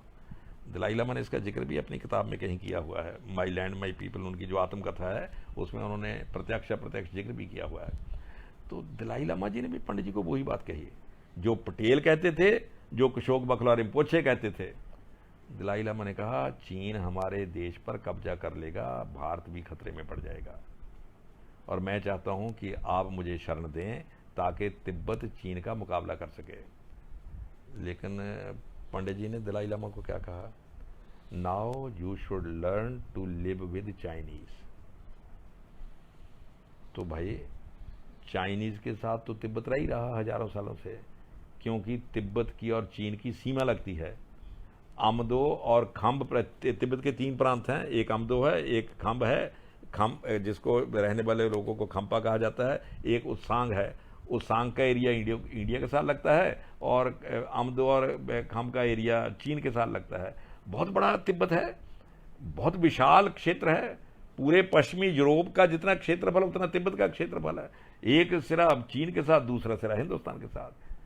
तो परम पावन दलाई लामा ने कहा कि हम तो जानते हैं how to live with Chinese, लेकिन यदि यही स्थिति बनी रही, now you should learn to know how to live with Chinese. अब आपको सीखना होगा चीन के साथ क्या रहना है। अभी तक तो हम तिब्बत के साथ रहते आए थे, जिसके बारे में कहा था कि पूरे 4000 किलोमीटर की सीमा है, 4 सिपाही रक्षा कर लेते हैं, कोई आपस में विवाद नहीं है। तिब्बत के लोग भारत में आते हैं, तीर्थ यात्रा के लिए आते हैं, कई तो आकर बासी जाते हैं, और हिंदुस्तान के लोग मानसरोवर की यात्रा करने के लिए, कैलाश मानसरोवर की यात्रा करने के लिए वे हिंदुस्तान के चप्पे चप्पे से लोग जाते थे पैदल। क्या सिख, क्या जैन, क्या बौद्ध, क्या हिंदू, सब मतों मतांतरों को मानने वाले, क्योंकि वहां सभी गुरु नानक देव वहां गए ऐसा कहा जाता है। गुरु नानक देव जी मानसरोवर में वहां जाकर जो योगी थे उनके साथ लंबा संवाद उनका हुआ। तो ये हमारा तो आना जाना बहुत अरसे से लगा हुआ था। तिब्बत के साथ हमें पता था किस प्रकार रहना है। चीन थोड़ा दूर था, इसलिए प्रत्यक्ष अनुभव तो नहीं था। भगवान बुद्ध के वचन गए, उन्होंने स्वीकारा, उन्होंने उसको अपने आचरण में ढालने का प्रयास भी किया, लेकिन भगवान बुद्ध के वचनों का और हान लोगों की जो भीतरी चेतना, मिडिल किंगडम सिंड्रोम का, उसका निरंतर आपस में टक्कर होती रहती थी। और जब संकट काल आया तो मिडिल किंगडम सिंड्रोम जीत गया। चीन ने सब पर कब्जा किया, मंचूरिया को दबा दिया। मंचूरिया के लोगों ने लगभग 300 साल राज किया चीन पर, लेकिन चीन इतना बड़ा दैत्य खा गया बाद में मंचूरिया को। ये ईस्ट तुर्कमेनिस्तान, पहले रशिया उसका दोहन करता रहा, लेकिन क्योंकि जब चीन में साम्यवादी क्रांति हो गई तो रूस ने ईस्ट तुर्कमेनिस्तान चीन के हवाले कर दिया कि भाई अब हमारे जितना इसको चूसना था चूस लिया, क्योंकि रूस ने सेंट्रल एशिया के बहुत से देश अपने कब्जे में किए हुए थे, अब आप चूसो। अब चीन अभी तक उसका दोहन कर रहा है। मंगोलिया, कभी मंगोलों ने चीन के छक्के छुड़ा दिए थे, लेकिन चीन का मिडिल किंगडम सिंड्रोम ऑक्टोपस की तरह है, धीरे धीरे चूसता है। उसने मंगोलिया का आधा हिस्सा चूस लिया और तिब्बत बचा था, तिब्बत को चूस रहा है। तो तिब्बत रक्षा के लिए भारत, जैसे मैंने कहा, भारत के पास आया, लेकिन भारत सरकार ने तिब्बत की सहायता नहीं की। रादर तिब्बत के लोग इसके लिए अमेरिका और ब्रिटेन तक में गए। उनसे उन्होंने कहा कि भाई आपकी मदद करेंगे, लेकिन आपकी सीमा तो हिंदुस्तान के साथ लगती है, थोड़ा हिंदुस्तान आगे आए तो हम भी मदद कर सकते हैं, लेकिन यदि हिंदुस्तान हथियार डाल देगा तो हमारी मदद का क्या अर्थ है। वो फिर वापस आए दिल्ली में, उन्होंने कहा साहब कुछ तो करिए। नहीं माना। हम तो हिंदी चीनी भाई भाई का पुण्य प्रताप लिए बैठे थे। तो चीन ने तिब्बत को कहा फिर आप घूम लिए भाई सब जगह, ब्रिटेन भी हुआ है, अमेरिका भी हुआ है, और दिल्ली में तो आते जाते ही रहते हो। पंडित जी को भी सब समझाया, और पंडित जी ने पटेल की चिट्ठी भी पढ़ ली, किशोक बकला रिम्पोछे को भी, उनका भी पढ़ लिया। अब आपने भी सब समझा दिया, समझ गए। अब ऐसा करो, बातचीत करनी है तो पीकिंग पहुंचो, बीजिंग, और जहां हमसे आकर बातचीत करो। वो फिर तिब्बत का प्रतिनिधि मंडल आया, क्योंकि बाया कलकत्ता ही जाना था बीजिंग, तो वो फिर आया। उन्होंने फिर पंडित जी से दरख्वास्त की कि वो हमें बुला रहे हैं, अब हमारे पास जाने के सिवा कोई चारा नहीं है, हमारी मदद करिए। और पंडित जी का तर्क बड़ा जबरदस्त था। उनका जाओ, लेकिन हस्ताक्षर मत करना किसी चीज पर। चीन दबाकर हस्ताक्षर करवाने की कोशिश करना, उसका डटकर मुकाबला करो। और तुम मुकाबला नहीं कर रहे, तुम चीन की सहायता कर रहे हो, इनडायरेक्टली चीन को प्रोटेक्ट कर रहे हो, और तुम मान रहे हो कि तिब्बत चीन का हिस्सा है, तुमने स्वीकार कर लिया है। और रादर जो इंडिया का तिब्बत के भीतर कॉमन जो चीजें थी, इंडिया का कॉन्सुलेट था, उसका नाम चाहे ट्रेड मार्ट था, लेकिन वो just like consulate embassy of India in Lhasa. और टेलीग्राफ इंडिया का और तिब्बत का एक ही था, इंडिया का ही था प्रैक्टिकली। करेंसी एक ही थी, इंडिया की करेंसी चलती थी। तो पंडित जी ने सब कॉन्सुलेट भी खत्म कर दिया। उन्होंने कहा ये जो कॉन्सुलेट है, ये जो टेलीग्राफ है, ये तो हम आपको चीन को देते हैं फ्री, हमारी ओर से जो उपहार है। और कॉन्सुलेट, उन्होंने कहा ये ब्रिटिश इंपीरियलिज्म की निशानी है, और both of us are against imperialism, तो हम इस निशानी को खत्म कर रहे हैं। तो भारत ने ट्रेड मार्ट भी खत्म कर दिया। ट्रेड मार्ट की रक्षा के लिए भारत के कुछ सैनिक भी वहां रहते थे, उनको वापस बुला लिया। जाने जो हमें संकट काल में तिब्बत के मामले में दखलंदाजी करने की ताकत देता था, और उस वक्त चीन वाले बड़ी प्रशंसा कर रहे थे पंडित जी की, ये आदमी है, ये शख्स है जो इंपीरियलिज्म लड़ रहा है। लेकिन जब ये सब खत्म हो गया तो चीन ने क्या लिखा, कि नेहरू के बारे में क्या लिखा चीन की अखबार ने, he is running dog of British imperialism. तब चौकन्ना हो जाना चाहिए था, तब भी चौकन्ना नहीं हुआ। हाँ, तिब्बत को जरूर चौकन्ना कर रहे थे, भाई आप वहां जा रहे हो तो थोड़ा संभल कर चलना, साइन मत करना। तो प्रतिनिधिमंडल गया बीजिंग में, और वहाँ चीन के लोग भी बैठे थे, तो आपस में लंबी बातचीत होती रही। वो चीन की गवर्नमेंट, माओ की गवर्नमेंट लेकर ही लाई हुई थी पूरे पॉइंट कि इस पर साइन करो, और दलाई लामा तिब्बत में भारत की सीमा के नज़दीक आ गए थे कि यदि समझौता को ऐसी वैसी गड़बड़ हो गई तो भारत में आ जाएंगे और भारत सरकार उनको शरण देगी ताकि तिब्बत की आज़ादी की लड़ाई जो है वो बरकरार रखी जा सके। तो चीन ने कहा कि उस प्रतिनिधिमंडल से कि भाई इस पर साइन करो। अब उसमें एक क्या था कि तिब्बत चीन की, जो चाइना इज मदरलैंड और तिब्बत उस मदरलैंड का हिस्सा है, और ये तिब्बत छटपटा रहा है चीन के साथ मिलने के लिए। जैसे मैंने शुरू में कहा, साम्राज्यवादी ताकतें उसमें अवरोध खड़ा कर रही हैं, तो उसमें था कि हम तिब्बत के लोग, we on behalf of the Tibetan people, हम चीन सरकार से प्रार्थना करते हैं कि अपनी सेना भेजे और हमें इंपीरियलिज्म से मुक्त करवाए। और तिब्बत, चीन की सरकार क्या है, तिब्बत के प्रतिनिधिमंडल थे कि इस पर साइन करो। अब वो बाद में जो उसमें लोग गए थे उनमें से किसी ने लिखा भी कि वो तो गन पॉइंट पर बात कर रहे थे, वो केवल सुनाते थे, सुनते नहीं थे, लिख कर लाते थे, पढ़ देते थे और कहते थे आप इस पर साइन करो। तो तिब्बत के प्रतिनिधिमंडल ने कहा साहब हम तो दलाई लामा की ओर से प्रतिनिधि के तौर पर आए हैं, आप जो कहते हैं हम जाकर उनको बता देंगे, तो वो विचार करेंगे, फिर जैसा वो कहेंगे वो आप जानो और चीन जाने और तिब्बत की सरकार जाने, हम तो जस्ट रिप्रेजेंटेटिव हैं, आपकी बात उन तक पहुंचा देंगे। उनका वो सब ड्रामा खत्म हो गया। चीन ने कहा अब कोई रिप्रेजेंटेटिव नहीं है, आप साइन करो। अब वो समझ गया कि इसका मतलब जाने नहीं देंगे, तो फिर उन्होंने दूसरा रास्ता निकाला। उन्होंने कहा साहब हमें प्रतिनिधि मंडल के तौर पर भेजा था, जो सरकार की स्टैंप है तो वो तो वहाँ सरकार के पास ही है, हमारे पास तो नहीं है, तो हम साइन करेंगे तो उस पर स्टैंप नहीं लगेगी। उनको उसकी चिंता मत करो।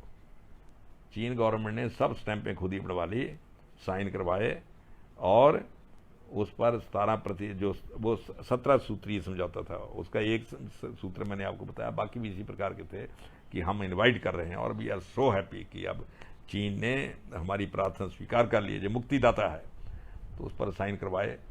और बाद में दलाई लामा ने लिखा कि मैंने इस समझौते के बारे में आकाशवाणी से खबरें सुनी।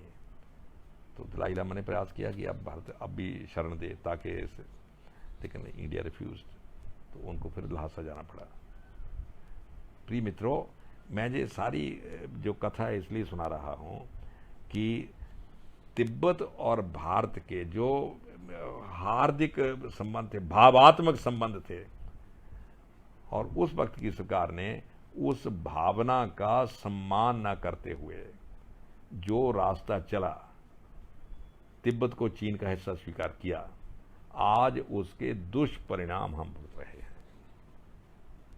यदि उस वक्त हम तिब्बत की स्वतंत्रता के लिए प्रयास करते, उस वक्त हम तिब्बत को बचाने की कोशिश करते, उस वक्त हम सरदार पटेल की चेतावनी को सुन लेते, तो शायद आज जो स्थितियां हो रही हैं, आज जो गलवान घाटी में हो रहा है, आज जो सब जगह अरुणाचल प्रदेश में हो रहा है और कई जगह हो रहा है, वो ना हो तो उसकी नौबत ही ना आती। उस वक्त विश्व हमारे साथ था। उस वक्त देखिए, जो अभी एक प्रकार से कोल्ड वॉर चल रही थी, ऐसा कहा जा सकता है, जब उसकी अभी शुरुआत थी, उस वक्त विश्व के अग्रणी देश हमारी सहायता करने के लिए तैयार थे, लेकिन हमने उस सहायता को स्वीकार नहीं किया। हम आकाश में जीते रहे, हमारी जमीन पर हमारे पैर नहीं लगे। मैं ऐसा नहीं कहता, देखिए पंडित जवाहरलाल नेहरू रक्षा करना चाहते थे, भारतीय सीमा की रक्षा भी करना चाहते थे, और वो तो तिब्बत के प्रतिनिधि मंडल को भी कह रहे थे अड़े रहना। लेकिन सबसे बड़ी बात है, और तिब्बत के बारे में भी उन्होंने जो स्वीकार किया वो ये किया कि ऑटोनॉमस पार्ट ऑफ चाइना, कि ये तिब्बत जो है ये चीन का स्वायत्त प्रदेश है। स्वायत्त प्रदेश जाने नॉमिनली चीन का हिस्सा रहेगा, लेकिन इस पर सरकार तिब्बतियों की रहेगी, उसमें चीन का कुछ लेना देना नहीं होगा। और जो 54 में समझौता हुआ, जिसको आजकल पंचशील का समझौता कहा जाता है, उसमें भी यही लिखा कि जो ऑटोनॉमस पार्ट ऑफ चाइना जो तिब्बत है, उसके साथ हमारा समझौता हो रहा है। लेकिन ये ऑटोनॉमस तिब्बत की फिर रक्षा कौन करेगा, गारंटी कौन लेगा? कि भाई चीन इसको ऑटोनॉमस बनाए रखे, इसकी गारंटी कौन लेगा? क्या भारत इसकी गारंटी लेता था? जैसे ब्रिटिश गवर्नमेंट ने अब हांगकांग छोड़ दिया इस गारंटी पर कि चीन एक मतलब देश और दो सिद्धांत, या एक देश दो प्रशासन, इस प्रकार चलेंगे। लेकिन अब चीन उसको बदल रहा है। तो जैसे मैंने कहा, चीन की जो इंटरनेशनल ट्रीटीज है उसके बारे में क्रेडिबिलिटी शून्य है। एक मिडिल किंगडम सिंड्रोम है, ऊपर से क्रेडिबिलिटी शून्य है। तो तिब्बत के बारे में जब भारत ने कहा तो उसकी क्रेडिबिलिटी, उसकी गारंटी लेने को कोई तैयार नहीं था, और चीन इस बात को समझता था। उस वक्त चीन, हाँ बिल्कुल ठीक है, आपने बिल्कुल ठीक कहा है, आपने बिल्कुल ठीक लिखा है। और प्रिय मित्रों, जब तिब्बत पर अपने चीन का कब्जा हुआ, ना फिर उसने ऑटोनॉमस को माना, 59 में तो उसने फिर अपनी सेना ही भेज दी, और they were going to arrest Dalai Lama को वो अरेस्ट करने जा रहे थे। तो फिर तिब्बत के लोगों ने विद्रोह कर दिया। फिर तो दलाई लामा की रक्षा के लिए, क्योंकि एक बात ध्यान में रखिए, as far as Tibetans are concerned, for them Tibetan nationality mean security of the person of Dalai Lama. तिब्बतियों को लगता है कि जब तक दलाई लामा सुरक्षित हैं तब तक तिब्बत नेशनलिटी सुरक्षित है। ये यूनिक फिनोमेना है। इसलिए जब भी तिब्बत पर कोई संकट आता था तो तिब्बत के लोग सबसे पहले दलाई लामा की सुरक्षा करते थे।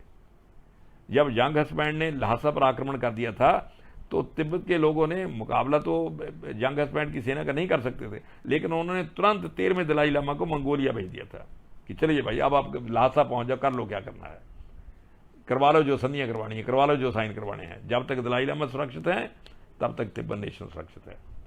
तो इसलिए जब ये 14वें दलाई लामा, उसके बाद 13वें दलाई लामा के बाद 14वें दलाई लामा आए, और जब ये चीन का 59 में चीन ने दलाई लामा को अरेस्ट करने की कोशिश की, तो तिब्बत के लोगों ने तब विद्रोह कर दिया कि यदि दलाई लामा अरेस्ट हो गए तो फिर तो तिब्बतन नेशनलिटी खतरे में पड़ गई, तिब्बत नेशन ही खतरे में पड़ गया। इसलिए सबसे पहला क्या कोशिश करनी चाहिए कि किसी ढंग से दलाई लामा को सिक्योर किया जाए।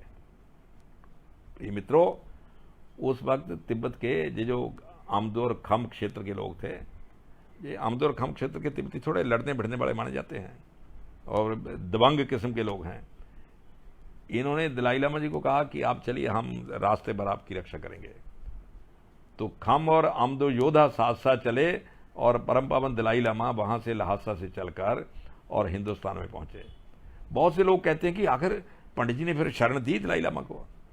देखिए, यदि पंडित जी उस वक्त भी दलाई लामा को शरण ना देते तो भारत की पूरी संस्कृति के आगे बहुत बड़ा क्वेश्चन मार्क लग जाता है। 1000 साल की गुलामी के बाद आजाद भारत में भारत की सांस्कृतिक चेतना और भारत की अपनी मूल पहचान बची है या नहीं बची, इसका पहला टेस्ट तभी आया जब दलाई लामा भारत की सीमा पर पहुंच गए। प्रिय मित्रों, उस वक्त यदि पंडित जवाहरलाल नेहरू इनकार करते तो हिस्ट्री में पंडित जवाहरलाल नेहरू का जो इमेज है वो पूरा भारतीयता के अगेंस्ट आदमी का इमेज बनता। तो पंडित जवाहरलाल नेहरू ने को शरण दी और वो हिंदुस्तान में आए, और जब दलाई लामा सुरक्षित पहुंच गए, कहीं रिकॉर्ड में आता है कि माओ ने अपने सेना वालों से पूछा कि साहब आपने, वो सब 10,000 तिब्बती मारे गए थे उस विद्रोह में, तो जो सेना के लोग होंगे जो इस सारे कैंपेन को चला रहे होंगे, वो गए माओ के पास, उन्होंने कहा कि हमने बिल्कुल दबा दिया है उनको, 10,000 तिब्बती मारे गए हैं, अब कोई चू नहीं कर सकता। उसने कहा ये सब बातें छोड़ो, दलाई लामा कहाँ है? वो कहते वो तो इंडिया चले गए। तो उसने कहा तुमने क्या किया? यदि दलाई लामा बच गए तो तिब्बत बच गया, यदि दलाई लामा सुरक्षित हैं तो तिब्बत सुरक्षित है। प्रिय मित्रों, संकट की घड़ी में भारत के लोगों ने, भारत की सरकार, मैं समझता हूं जो पंडित जवाहरलाल नेहरू ने 50 से लेकर 59 तक तिब्बत का जो कहना चाहिए, चीन, मैं ये तो नहीं कहूँगा कि इसके लिए एग्जैक्ट शब्द मैं क्या प्रयोग करूँ, मैं इसको इस ढंग से एक्सप्लेन करना चाहूँगा कि नेहरू तिब्बत की रक्षा भी शायद चाहते थे, भारतीय सीमा की रक्षा भी चाहते थे, लेकिन उसके लिए वो बल पर डिपेंड ना करके चीन के गुडविल पर डिपेंड कर रहे थे। उनको लगता था चीन की जो गुडविल है, जो चीन के साथ मेरे संबंध हैं, उसके कारण तिब्बत भी बचेगा और उसके कारण ये जो भारत की सीमा की सुरक्षा भी होगी। ही वॉज मोस्ट इंटरेस्टेड कि भारत की सीमा की सुरक्षा। उन्होंने तो पार्लियामेंट में जोर से कहा था कि कोई माने ना माने, मैकमोहन लाइन जो है हम उसको भारत की सीमा मानते हैं। लेकिन भाई तुम भारत की सीमा, तिब्बत के बारे में उन्होंने तिब्बत के बारे में भी गाहे बगाए, उन्होंने कई बार बाद में कहा कि ये हमसे थोड़ी गड़बड़ हो गई। भाई आप तिब्बत की रक्षा के बारे में, भारतीय सीमा की रक्षा के बारे में आप इंटरेस्टेड हो, लेकिन आप उसका मैकेनिज्म क्या निकाल रहे हो? कोई भी सामान्य आदमी तो मैकेनिज्म नहीं निकालेगा कि भाई सेना को अलर्ट रखो। तो हमारे प्रधानमंत्री सेना पर विश्वास न करके चीन की गुडविल पर विश्वास कर रहे थे। और प्रिय मित्रों, जो व्यक्ति चीन की गुडविल पर विश्वास करता है उसने चीन की इतिहास को पढ़ा ही नहीं है, उसने चीन की मानसिकता को समझा नहीं है। तो मैं समझता हूं जब दलाई लामा को शरण दी गई तो भारत और तिब्बत के संबंधों में वही जो प्राचीन हमारे संबंध थे वो एक बार फिर, ऐसा तो नहीं मैं कहूँगा पुनर्जीवित हुए, लोगों के स्तर पर तो वो जीवित ही थे। As far as Indians and Tibetans were concerned वो संबंध जीवित थे, लेकिन उसको फिर रिकॉग्नाइजेशन मिली। और ये रिकॉग्नाइजेशन जनता के आत्मबल के कारण मिली, क्योंकि पूरा हिंदुस्तान चाहता था संकट की इस घड़ी में तिब्बत के दलाई लामा को शरण दी जाए। प्रिय मित्रों, मैं समझता हूं इतने लंबे जो संघर्ष चला तिब्बत का और चीन का, अभी भी चल रहा है, ये दलाई लामा को जहां शरण मिली इसलिए तिब्बत में स्वतंत्रता के संघर्ष को चीन की सरकार समाप्त नहीं कर सकी। चीन की सरकार ने मंचूरिया में संघर्ष समाप्त कर दिया। आपने कभी अखबार में नहीं पढ़ा होगा कि मंचू जो हैं, जिन मंचुओं ने चीन को नाकों चने चबा दिए थे, जिन मंचुओं को गालियों से, चीन का आधा इतिहास मंचुओं को गालियां देने से भरा हुआ है। और जब मंचुओं का 1902 के आसपास शासन समाप्त हुआ तो चीन के लोगों ने जश्न मनाए और किताबें लिखी कि मंचुओं की गुलामी से हम मुक्त हो गए हैं। वो मंचू अब हान लोगों ने खा लिए और वहां एक मंचू और 9 हान चीनी बसा दिए। मंचूरिया में मंचू अल्पमत में है, चीनी बहुमत में है, और मंगोलिया में भी यही स्थिति है। लेकिन तिब्बत को चीन अभी तक पचा नहीं पाया। तिब्बत अभी गले की फांस बनकर बैठा है। उसका कारण है कि तिब्बत के दलाई लामा सुरक्षित हैं। और बहुत से, देखिए इस उदाहरण से बहुत से लोग ये भी कहते हैं कि साहब चीन के साथ संबंध बहुत अच्छे हो सकते थे यदि हम दलाई लामा को शरण ना देते। हमने जो उनकी सरकार जहां बनाई हुई, जो चीन सारा पंगा डालता है, झगड़ता है, केवल इसी कारण झगड़ता है। भारत सरकार को निकालना चाहिए कि तिब्बत वाले लोग जाएं, भाई हम आपके पचड़े में क्यों पड़े। जिन लोगों को ये वहम है, और दिल्ली में बहुत से जो चीन के नीति विशेषज्ञ है ना, जो चीन के बारे में दावा करते हैं कि हम तो चीन की नस नस को पहचानते हैं, और वो नस नस को नहीं पहचानते, वो चीन को पहचानते ही नहीं। वो कहते नस नस को जो पहचानते हैं वो कहते भाई इन तिब्बत वालों को निकालो, परम पावन दलाई लामा को निकालो, चीन शांत हो जाएगा, हमारे संबंध बड़े मधुर हो जाएंगे। देखिए एक उदाहरण आता है कि एक दैत्य रोज बलि मांगता था। गांव के लोगों ने सोचा आज बलि दे देंगे, जो शांत हो जाएगा, छुटकारा हो जाएगा। लेकिन बलि लेने के बाद वो शांत नहीं हुआ। चीन के साथ हमारे जो संबंध बिगड़ते बनते रहे, वो तो 50 से ही शुरू हो गए थे। जिस वक्त पंडित जवाहरलाल नेहरू चीन के साथ संबंधों को मधुर बनाने के लिए द्रविड़ प्राणायाम कर रहे थे, और उस वक्त चीन वाले क्या लिख रहे थे, running dog of British imperialism. जिस वक्त चीन और भारत के संबंधों को लेकर हमारी सरकार बहुत ही उत्साह में थी, उस वक्त चीन के लोग क्या कर रहे थे कि तेलंगाना में सशस्त्र संघर्ष, वो कम्युनिस्ट पार्टी कर रही थी इंडिया की, किस लिए कि तेलंगाना पर कब्जा हो जाएगा, एक जहां सरकार बनेगी उधर से चीन मदद करेगा, उधर से रूस मदद करेगा, हम हिंदुस्तान की सरकार को उखाड़ फेंकेंगे कि जहां भी चीन की तरह साम्यवादी क्रांति हो जाएगी। तो चीन उनकी मदद कर रहा था। चीन शुरू से ही भारत के अगेंस्ट रहा है। चीन शुरू से ही भारत पर अपनी नजरें गड़ाए हुए है, खास करके हिमालयन बेल्ट में। तो इसलिए आप तिब्बत के साथ हैं या तिब्बत के खिलाफ हैं, it has nothing to do with the relation with China. चीन के संबंधों का ऐसे कुछ लेना देना नहीं है। आप तिब्बत का साथ छोड़ भी देंगे तब भी चीन हिमालय की छत से नहीं हटने वाला। और मैं समझता हूं जो परम पावन दलाई लामा जी ने रास्ता सुझाया वो हिंदुस्तान के लिए ज्यादा लाभदायक है। उन्होंने जो मिडिल पाथ की बात की है स्ट्रासबर्ग में जाकर, उन्होंने कहा ठीक है भाई, यदि चीन को ये लगता है कि हम तिब्बत का चीन का हिस्सा है तो ठीक है, चीन अपने नक्शे में तिब्बत को दिखाता रहे अपना हिस्सा, लेकिन ऑटोनॉमस पार्ट होना चाहिए, हमें वहां सरकार बनाने की अनुमति दे, उसमें दखलंदाजी ना करे। और साथ उन्होंने एक और भी कहा, इसको शांति क्षेत्र घोषित किया जाए, चीन अपनी सेना वहां से निकाल ले। तो यदि चीन वहां से सेना अपनी निकाल ले तो हिंदुस्तान की टेंशन खत्म हो गई। यानी हिंदुस्तान से खतरा तो तब टलेगा यदि चीन अपनी सेना निकाल ले। और दलाई लामा यही कंडीशन लगा रहे हैं कि भाई ये मिडिल पाथ जो है इसकी सफलता का सबसे पहला जो पैरामीटर है वो क्या है कि चीन अपनी सेना वहां से निकाले। तो ये हमारे हित में है। तो इसलिए प्रेजेंट गवर्नमेंट ऑफ तिब्बत जो है वो तो हमारे हित की बात कर रही है। और यदि हम तिब्बत का साथ छोड़ भी देंगे, मान लीजिए हम तिब्बतियों को निकाल भी देते हैं, परम पावन दलाई लामा जी को कह देते हैं कि आप जाइए, तो क्या चीन अपनी सेना वहां से हटा लेगा?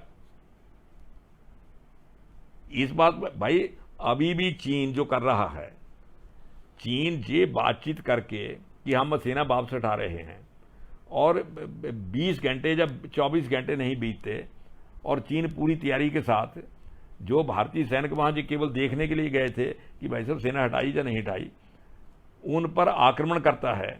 और आक्रमण के लिए जिस प्रकार की तैयारी की हुई है, बांस के डंडों में कीलें गाड़ी हुई हैं, कंटीली तार लगाई हुई है, 50 प्रकार की चीजें की हुई हैं, उनसे आक्रमण करता है। तो इसका मतलब उसकी तैयारी थी। जो एक दिन बात करके दूसरे दिन धोखा देता है, तो तिब्बत का हम साथ छोड़ देंगे तो चीन पर विश्वास किया जा सकता क्या? नेहरू इसी विश्वास के कारण तो धोखा खा गए। ये बात राष्ट्रीय स्वयंसेवक संघ के जो प्रथम संघ चालक थे उन्होंने कही थी। जब चीन ने 62 में आक्रमण कर दिया था तो बहुत अखबारों में हल्ला पड़ना शुरू हुआ कि चीन ने हिंदुस्तान के साथ विश्वासघात किया, हम तो हिंदी चीनी भाई भाई की बात कर रहे थे और चीन ने जे पीठ में छुरा घोंप दिया है, चीन धोखेबाज है, ऐसा 50 प्रकार के आर्टिकल आते थे। तब गुरुजी ने एक बात कही थी, उनका पूरा आर्टिकल छपा था। उन्होंने कहा देखिए, जो लोग कहते हैं कि चीन ने हिंदुस्तान के साथ विश्वासघात किया वो गलत कहते हैं। उनका चीन ने कोई विश्वासघात नहीं किया। विश्वासघात तो तब होता भाई यदि मुझे आप पर विश्वास हो। यदि मैं आप पर विश्वास करता हूं, आप उसको तोड़ते हो, फिर तो मैं कहूंगा विश्वासघात हुआ। गुरुजी ने कहा कि हिंदुस्तान के लोगों को तो चीन पर विश्वास था ही नहीं, तो इसलिए विश्वासघात किस चीज का? भाई हिंदुस्तान के लोग तो चीन पर विश्वास नहीं करते थे। हम ये तो यदि मैक्सिमम कहना हो तो हम ये तो कह सकते हैं कि चीन ने नेहरू के साथ विश्वासघात किया, क्योंकि नेहरू जी को विश्वास था उनका।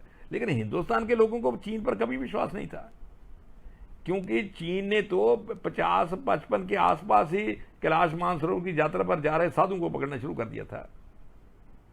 हिंदुस्तान के लोगों को कभी चीन पर विश्वास नहीं था। इसलिए गुरुजी ने कहा कि चीन ने हमारे साथ विश्वासघात नहीं किया 62 में। उन्होंने आगे कहा विश्वासघात तो भारत की सरकार ने तिब्बत के साथ किया है, क्योंकि तिब्बत के लोगों को पूरा विश्वास था कि हिंदुस्तान हमारी रक्षा करेगा, लेकिन संकट काल में हम उसकी रक्षा, ऐसा नहीं कि हम कर नहीं सके, हम उसकी रक्षा के लिए आए नहीं। तो इसलिए भारत सरकार ने तिब्बत के साथ विश्वासघात किया है। तो और साथ उन्होंने आगे और भी कहा कि इसका प्रायश्चित केवल एक ही है कि तिब्बत को स्वतंत्र करवाना भी भारत का नैतिक दायित्व है, नैतिक कर्तव्य है।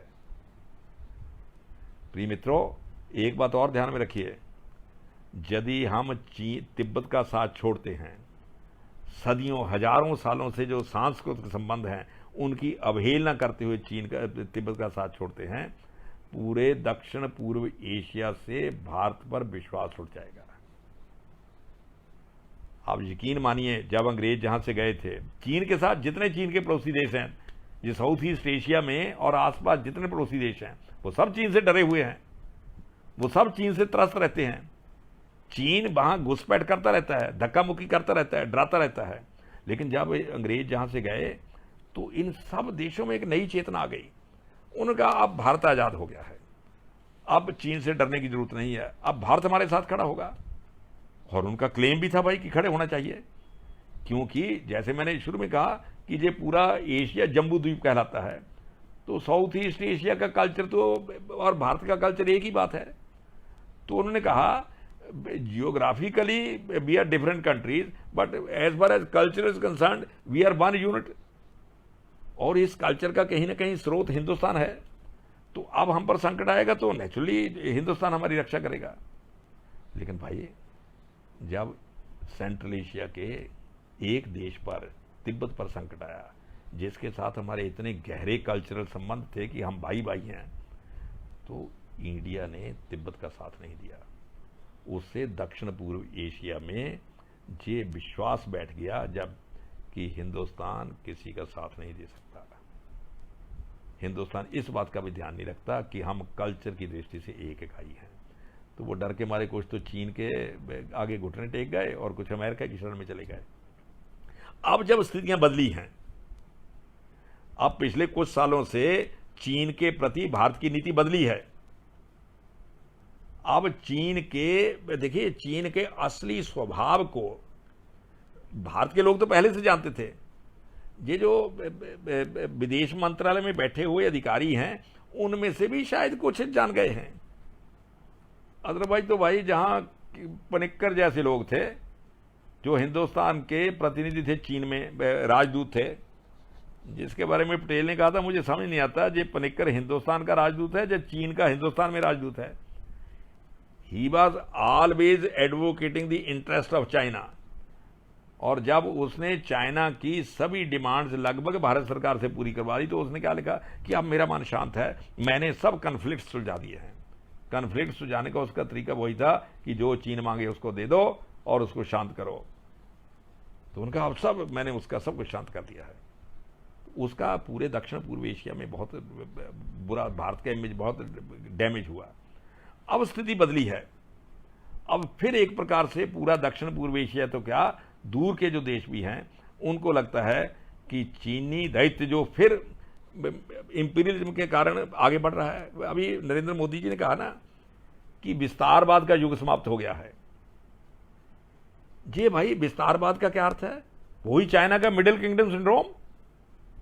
ये इनडायरेक्टली चीन को मारने गया कि साहब ये मानसिकता निकाल दीजिए, मिडिल किंगडम सिंड्रोम की मानसिकता से मुक्त हो जाइए, अपने देश के विकास की कुछ बात करो। विकास का मतलब केवल यही नहीं कि चंद लोग वहां इंडस्ट्री लगा दो और चंद लोग पैसा इकट्ठा कर लें। जो विशाल चीनी प्रदेश है, जो क्षेत्र है, उसमें गांवों में इधर उधर जो इतनी गरीबी है उसको दूर करने की कोशिश करो और विस्तारवाद को छोड़िए। अब भाई यदि हिंदुस्तान इस मौके पर तिब्बत का साथ नहीं देता तो फिर दक्षिण पूर्व एशिया में गलत मैसेज आएगा। लेकिन खुशी की बात है कि भारत ने, नए भारत ने, मैं नया भारत इसलिए कहता हूं कि मौलिक प्रश्नों को लेकर कुछ बहुत बड़े परिवर्तन हुए हैं। सबसे बड़ा परिवर्तन तो यही है कि ये पहली बार है कि इंडिया ने अपनी संस्कृति को आधार बनाकर अपने आप को असर्ट करना शुरू किया है और अपनी पहचान को छुपाने की बजाय अपनी पहचान को अनाउंस करना शुरू किया है। उन संस्कृति के आधार पर हम अपने पुराने संबंधों को सब देशों से बढ़ाना चाहते हैं, इवन सेंट्रल एशिया से भी। सेंट्रल एशिया के लोगों, मैंने पिछले दिनों कहा था कि सेंट्रल एशिया के लोगों के जीन्स में भगवान बुद्ध के उपदेश चले गए हैं। इसीलिए पूरा सेंट्रल एशिया इंडिया को अप्रिशिएट करता है। और अफगानिस्तान जहां इतना विवाद है, Afghanistani as individual they appreciate India. वो हिंदुस्तान के प्रशंसक हैं, हिंदुस्तानियों के प्रशंसक हैं। तो ये हमारा कल्चर आधार है। लेकिन हिंदुस्तान की सरकारों ने आज तक इस कल्चर आधार को कभी द्विपक्षीय संबंधों की आधार भूमि बनाने का प्रयास नहीं किया, रादर इसको रिजेक्ट किया। किसी विद्वान ने कभी कहा था कि India is only country in the world which rejected her culture officially. अब वो जो पाथ था उसको भारत ने छोड़ दिया है। अब भारत संस्कृति के आधार पर आसपास के सभी पड़ोसी देशों से अपने संबंध सुधार रहा है। और चीन जो सभी पड़ोसी देशों के लिए एक हौवा बना हुआ है, दैत्य के रूप में बना हुआ है, उसको भारत ने स्पष्ट चेतावनी दी है कि विस्तारवाद का युग समाप्त हो गया है। प्रिय मित्रों, यदि विस्तारवाद का युग समाप्त हुआ है तो समझ लीजिए तिब्बत के उदय का युग भी शुरू हो गया है। चीन के विस्तारवाद को अंकुश लगाने का निर्णय जब भारत ने कर लिया है और भारत के साथ विश्व की अनेक शक्तियां खड़ी हो गई हैं, तो आप समझिए तिब्बत की मुक्ति का अभियान भी शुरू हो गया है। ये अभियान, यहां तक की लंबी यात्रा इसीलिए सफलतापूर्वक हो सकी है कि भारत और तिब्बत के लोग हृदय से एक दूसरे के साथ जुड़े रहे हैं और इस कालखंड में जो कुछ विपरीत कारण भी हुए उसका बहुत ज्यादा असर नहीं हुआ है। जिस प्रकार वही स्थिति है जैसी नेपाल की इस वक्त है कि नेपाल में कुछ वहां की जो सरकार है उसका कुछ हिस्सा हिंदुस्तान के खिलाफ वातावरण बनाने की कोशिश कर रहा है, लेकिन नेपाल के लोगों में और भारत के लोगों में कटुता नहीं फैली। जबकि नेपाल में जो शासन में कुछ चंद लोग आ गए हैं वो बड़ी कुटिलता से चीन की रणनीति का पालन करते हुए भारतीयों में और नेपालियों में कटुता पैदा करने की कोशिश कर रहे हैं। लेकिन irrespective of the attitude of the Nepal government, Nepali जो हैं वो भारत के साथ अपने वही रोटी बेटी का जो रिश्ता है, जिस प्रकार का तिब्बत के साथ हमारा रिश्ता है उसी प्रकार का नेपाल के साथ हमारा रिश्ता है।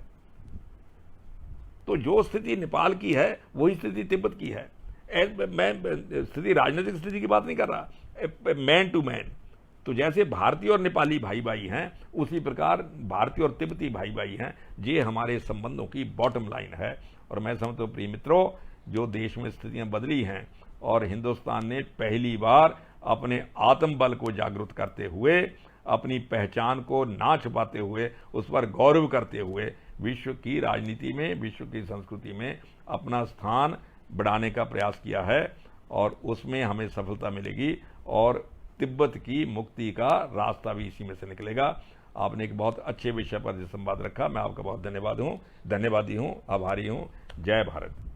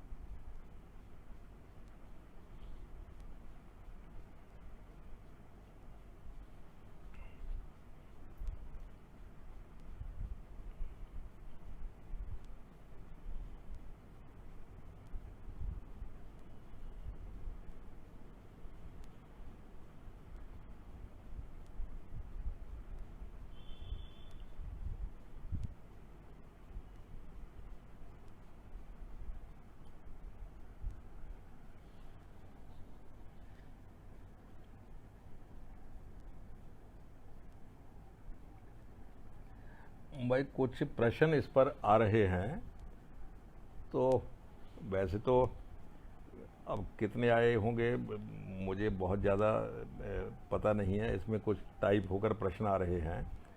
तो एक प्रश्न मेरी पकड़ में आया है, किसी मित्र ने पूछा है कि तिब्बत की आज़ादी के लिए विश्व स्तर पर कुछ प्रयास हो सकते हैं। देखिए, मुझे लगता है कि तिब्बत की आज़ादी के लिए प्रयास तो हो ही रहे हैं, तिब्बत के भीतर भी हो रहे हैं और बाहर भी हो रहे हैं। और तिब्बत की आज़ादी के बारे में जब हम सब लोग चर्चा करते हैं, एक बात ध्यान में रखनी चाहिए, तो तिब्बत वालों को भी ध्यान में रखनी चाहिए, बाकियों को भी।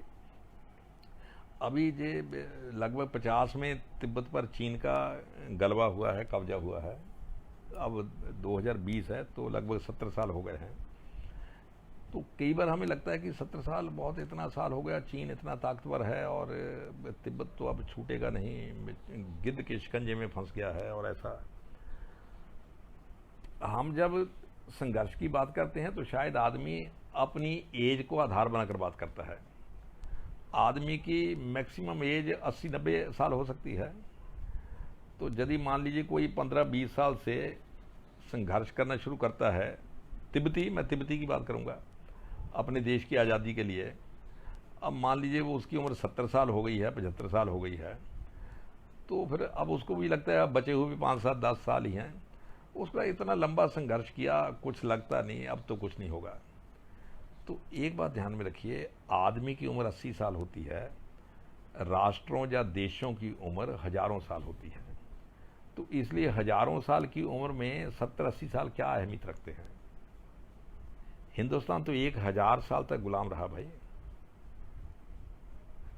पहले सल्तनत पीरियड था, उसके बाद मुगल पीरियड आया, उसके बाद अंग्रेज पीरियड आया, 200 के लगभग साल अंग्रेजों के और 600-700-800 साल तुर्कों के, अरबों के, अफगानों के, ये जो सब थे, मंगोलों के, मुगलों के, सब ये मिलाकर।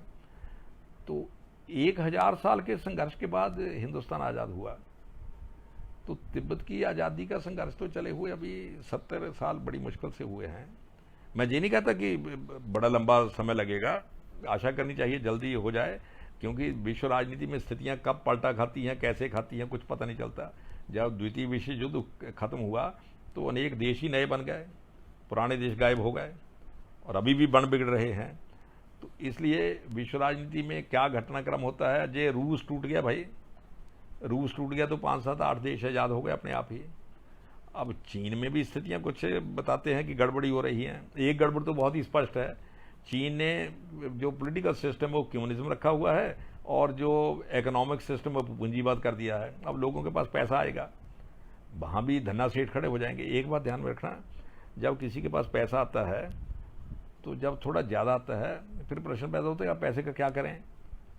तो फिर पैसे वाला सत्ता में हिस्सा मांगता है। चीन में सत्ता में हिस्सा मांगने वाले बहुत लोग पैदा हो गए हैं या हो जाएंगे। कम्युनिस्ट पार्टी सत्ता में हिस्सा नहीं देना चाहती, वो कहती पैसा कमाओ, उसमें हम नहीं रोकते, कमाओ जितना कमा सकते हो, लेकिन सत्ता में हिस्सा इसकी ओर बात मत करना। तो फिर चीन के भीतर संघर्ष हो सकता है। चीन की कम्युनिस्ट पार्टी की लेजिटिमेसी, जो गवर्नमेंट की लेजिटिमेसी है, वो खतरे में पड़ सकती है। देखिए, किसी देश की कोई भी सरकार जब तक उसकी लेजिटिमेसी ना हो, लेजिटिमेसी मतलब वहां की पब्लिक उसको मन से मान्यता ना दे, तब तक वो सरकार की लेजिटिमेसी पर क्वेश्चन मार्क लगा रहता है। शुरू में जब चियांग काई शेक की गवर्नमेंट बढ़ाई गई थी, तब तक चीन के लोगों ने इस गवर्नमेंट को, कम्युनिस्ट पार्टी की जो गवर्नमेंट थी, उसको शायद लेजिटिमेसी दी थी। लेकिन अब जब से वहां स्थितियां बदली हैं और पूरा सिस्टम बदला है, अब कम्युनिस्ट पार्टी की गवर्नमेंट के आगे लेजिटिमेसी का बहुत बड़ा प्रश्न चिन्ह लग गया है। चीन के भीतर भी विद्रोह की स्थितियां पैदा हो रही हैं। चीन के हजारों लाखों स्टूडेंट यूरोप में पढ़कर आते हैं, वहां का वातावरण अलग है, वो जब अपने देश में आते हैं तो उसकी तुलना करते हैं। चीन में कब क्या हो जाए इसका कुछ नहीं कहा जा सकता। और भारत की जो स्थिति है, भारत धीरे धीरे बल, आर्थिक दृष्टि से भी और सामरिक दृष्टि से भी, जिस दिन भारत का बल बढ़ेगा तो भारत अपनी सीमा की सुरक्षा करेगा, जोर से करेगा, और जिस दिन भारत ताकतवर हो गया उस दिन तिब्बत की आज़ादी का रास्ता भी निकलने लगेगा। तो प्रिय मित्रों, मैं समझता हूं तिब्बत की आज़ादी की लड़ाई जो है, ये तो हो सकता है कभी मंद है, कभी तेज है, लेकिन यकीन मानिए जब तक दलाई लामा सुरक्षित हैं, जब तक तिब्बतियों के भीतर तिब्बती नेशन जिंदा है, जैसे इजरायलियों के भीतर, यहूदियों के भीतर भाई कितने हजारों साल तक यहूदी राष्ट्र जिंदा रहा। जमीन पर तो गायब हो गया था स्टेट, लेकिन भीतर राष्ट्र जिंदा रहा। तिब्बत की सबसे बड़ी खूबी यही है, तिब्बतियों के भीतर तिब्बती राष्ट्र जिंदा है। जब तक वो जिंदा है तब तक तिब्बत आजाद है। फिजिकली उसके अंडर हो सकता है, मन से आजाद है। तो जब तक मन में आजाद है तो कभी न कभी वो धरती पर आएगा ही। अभी निराकार है तो स्थितियां बदलेंगी, साकार होकर धरती पर प्रकट होगा। तो इसलिए मुझे लगता है, कम से कम मैं ऐसा विश्वास करता हूं कि तिब्बत इस लड़ाई में निश्चय ही जीतेगा। और अब परिस्थितियां बदल रही हैं, कुछ अनुकूल भी हो रही हैं, हो सकता है जल्दी भी जीत जाए। तो मैं समझता हूँ ये प्रश्न भी अब भाई खत्म हुआ। ये सारी जो हमारा संवाद है इसको यहीं समाप्त किया जाए। बहुत बहुत धन्यवाद, आपने ध्यान से सुना, मैं आपका बहुत आभारी हूँ। अब मैं जहाँ से छुट्टी लेता हूँ।